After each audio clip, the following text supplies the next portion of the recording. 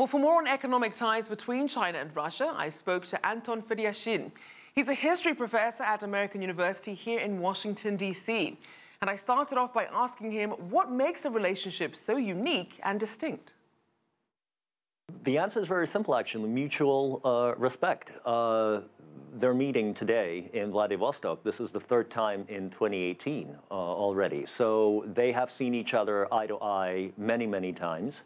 What the Chinese have figured out, and it's really part of their culture, is that if you treat your neighbors with respect, even if you disagree with them or you are competing with them, it actually creates a very mutually beneficial atmosphere. And if you look at the difference between the way that the West approached the Russians in 2014 around and after the Ukraine crisis, and the way that the Chinese approached the Russians, it really is a world of difference. I don't think anyone in China or Moscow, in Beijing or Moscow, has any illusions about which is the strongest partner in terms of demographics or economics, but the Chinese never speak down to the Russians, although they are a junior partner speaking strictly in terms of the size of their economy, and that's what accounts for a very workable relationship.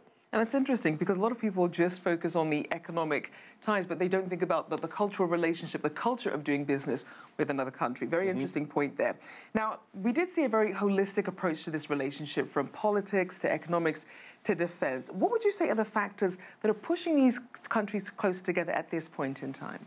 Well, it's definitely frictions with the West, first and foremost. The Russian pivot to Asia was unfolding fairly slowly until 2014 seemed to catalyze things. And with the Obama administration's negotiating the Trans-Pacific Partnership around China, this was bound to really grate on the Chinese nerves and their feeling of self-respect. So it's American policy and European policy towards Russia specifically that have really pushed Russia and China together. And so it's no surprise that Henry Kissinger has been one of the most outspoken critics of Western policy towards Russia, because he's witnessed over the past 4 years the work he and Nixon had done in the 1970s slowly being unraveled, and Russia and China becoming closer to each other than either of them is close to the West. And we have seen that these frictions with the U.S. become a catalyst for a lot of countries to build closer ties. So if we look at the Russia-China relationship in terms of their individual relationships with the U.S., how do you see that impacting where they go from here? Well, I think that as long as the tension with Washington continues, they will continue building a closer relationship. But I have to say that there is something else here that is of much broader significance. There really is a geopolitical, a tectonic sort of shift going on in the world.